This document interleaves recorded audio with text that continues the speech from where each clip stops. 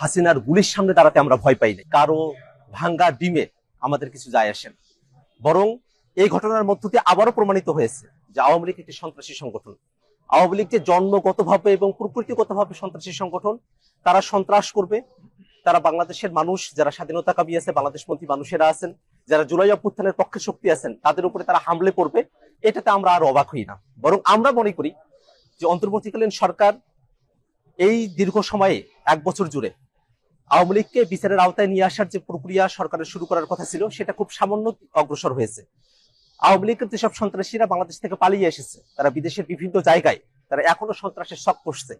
আমরা অন্তর্বর্তীকালীন সরকারের কাছে আহ্বান রাখবো, যারা দেশে এবং দেশের বাইরে আওয়ামী লীগ এবং তাদের দোসররা সন্ত্রাসের শক করছে, তাদেরকে অতি দ্রুত বাংলাদেশে ফিরিয়ে নিয়ে গিয়ে তাদেরকে বিচারের আওতায় নিয়ে আসা হবে। এবং আমরা একটা কথা বারবার স্পষ্ট করে বলি, আজকে আমরা যখন নিউ ইয়র্কে এয়ারপোর্টে আমরা নেমেছি, আমরা দেখেছি আওয়ামী লীগের সন্ত্রাসীরা তারা যখন হুঙ্কার দিয়ে আসছিল, তারা যখন নানা অশ্রাব্য গালিগালাজ করছিল।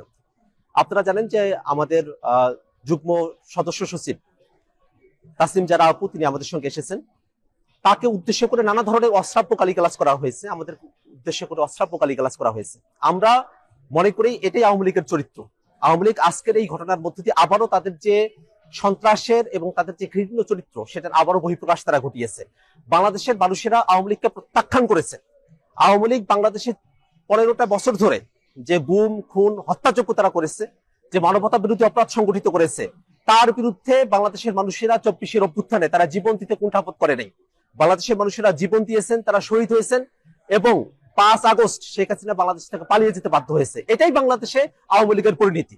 আওয়ামী লীগ বাংলাদেশের মানুষকে কখনো ধারণ করতে পারে নাই। আওয়ামী লীগ একটা পাপেট সংগঠন। এই আওয়ামী লীগ বিদেশি শক্তি, ভারতীয় শক্তি, দিল্লির শক্তির সাথে আতাত করে তারা বাংলাদেশের মানুষকে শোষণ, নিপীড়ন, নির্যাতন করে গিয়েছে। সেই আওয়ামী লীগ বাংলাদেশে আর কোনোভাবেই ফিরতে পারবে না। এবং বাংলাদেশে আওয়ামী লীগের যারা বিভিন্ন সময় আমরা দেখছি বাংলাদেশেও তারা সন্ত্রাসী হামলার তারা শক করছে, তাদেরকে যেন সরকার আইনের আওতায় নিয়ে আসে, সে আহ্বানটাই আমরা সরকারের কাছে পুনর্ব্যক্ত করতে চাই।